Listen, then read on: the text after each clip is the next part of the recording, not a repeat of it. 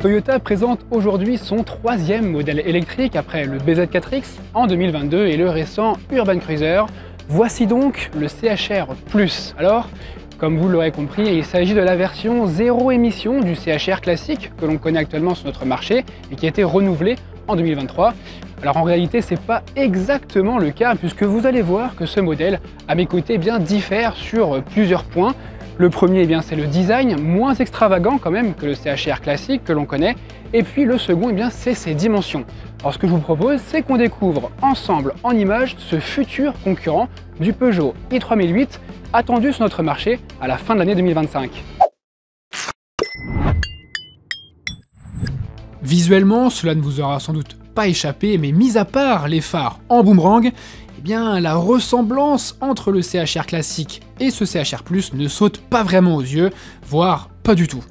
Le design de ce nouveau SUV est quand même nettement moins exubérant, et en réalité, il ressemble davantage au BZ4X qui vient fraîchement d'être restylé. Alors la face arrière évoque quant à elle de manière un petit peu subtile le Peugeot i3008, avec notamment des lignes géométriques sur les ailes. Mais pour le coup, le CHR+ apparaît quand même ici mieux dessiné, plus léger à l'œil que le modèle français. Et puis le SUV électrique s'inscrit aussi dans la tendance actuelle en adoptant lui aussi un bandeau lumineux qui traverse toute la largeur du haillon.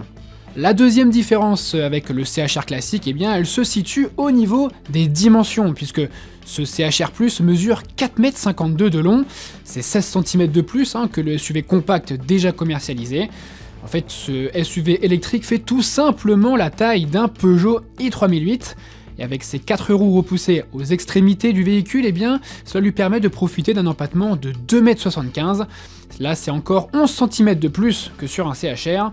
On devrait donc avoir plus de place à l'intérieur. Alors, premier point, c'est l'ouverture des portes qui est assez large, même si on va voir que l'accessibilité reste quand même assez étriquée. En revanche, ce qui est plutôt intéressant sur ce modèle, c'est la ligne de toit. Regardez, elle s'incline au niveau du haillon, donc ça ne devrait pas empiéter au niveau de la place à l'arrière, un petit peu comme sur un Peugeot 3008. On va voir d'ailleurs maintenant si on a plus de place à l'intérieur de ce CHR+, comparé au Peugeot 3008. Et la réponse est non, parce que malgré la ligne de toit fuyante au niveau du haillon, on manque un petit peu de place au niveau de la tête. Je fais un gabarit d'1,87 m, j'ai la tête qui frotte au plafond. Et puis en termes de place, alors au niveau des genoux, ça reste correct. Par contre, je trouve que le dossier est quand même beaucoup incliné, c'est pas vraiment pratique pour les longs trajets. En revanche, on a quand même des éléments qui sont intéressants pour un véhicule familial, un véhicule du segment C avec des ports USB au niveau de la console centrale, la climatisation à l'arrière. En revanche, le volume de coffre de 416 litres se situe dans la moyenne basse du segment. Les constructeurs japonais sont réputés pour leur qualité de conception et la fiabilité de leur modèle. Bon, là-dessus on est tous d'accord, rien à redire, c'est la vérité. En revanche, ils négligent quand même très souvent la qualité de leurs matériaux. Et là pour le coup, ce CHR+ en est une nouvelle fois une belle illustration. Beaucoup de plastique dur et peu raffiné sont utilisés presque partout dans l'habitacle. Sur ce point, les Français font quand même beaucoup mieux. De série, le CHR+ profite d'un système multimédia de 14 pouces. On note l'arrivée chez Toyota du planificateur d'itinéraire et du préconditionnement de la batterie. Ça, c'est plutôt pratique pour prévoir ses recharges et surtout gagner du temps, notamment lors d'un long trajet. Et puis là encore, pour limiter la consommation d'énergie, le CHR+ s'équipe d'une pompe à chaleur, de sièges chauffants, du volant chauffant et même du pare-brise chauffant. La troisième différence majeure avec le CHR classique, elle concerne la partie technique, puisque ce CHR+ emprunte la plateforme du BZ4X et il lui reprend également ses 3 motorisations et ses 2 batteries. Du coup, le SUV sera proposé en entrée de gamme en version 2 roues motrices, avec une puissance de 167 chevaux, associée à une batterie de 58 kWh. Ce sera la seule déclinaison disponible avec cette batterie, puisque les 2 autres versions profiteront quant à elles d'une pile de 77 kWh et de moteurs de 224 ou 343 chevaux. Alors il faut noter que cette version de 343 chevaux profitera de la transmission intégrale. Côté autonomie, Toyota annonce une distance maximale à parcourir de 600 km. Ça, ce sera probablement possible avec la version 2 roues motrices de 224 chevaux. Résultat, c'est là aussi un peu moins que le Peugeot i3008. D'autant plus que le CHR+ ne se rattrape pas vraiment sur la puissance de charge.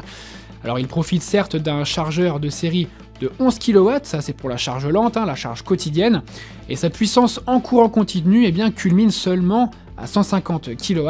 Bon, il faudra patienter 30 minutes pour passer de 15 à 80% de batterie sur borne rapide. C'est dans la moyenne actuelle, mais d'autres modèles électriques font quand même beaucoup mieux.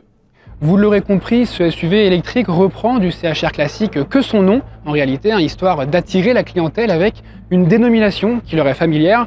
Concernant les tarifs, il faudra attendre septembre, la date où ils seront révélés, mais on peut tabler sur un prix d'appel fixé aux alentours des 45 000 €.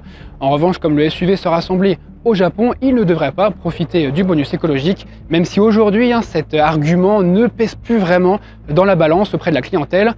Je vous invite à vous abonner à notre chaîne YouTube largus.fr pour ne rien manquer sur toute l'actualité de ce CHR+, et je vous dis à très bientôt pour une nouvelle vidéo. Ciao!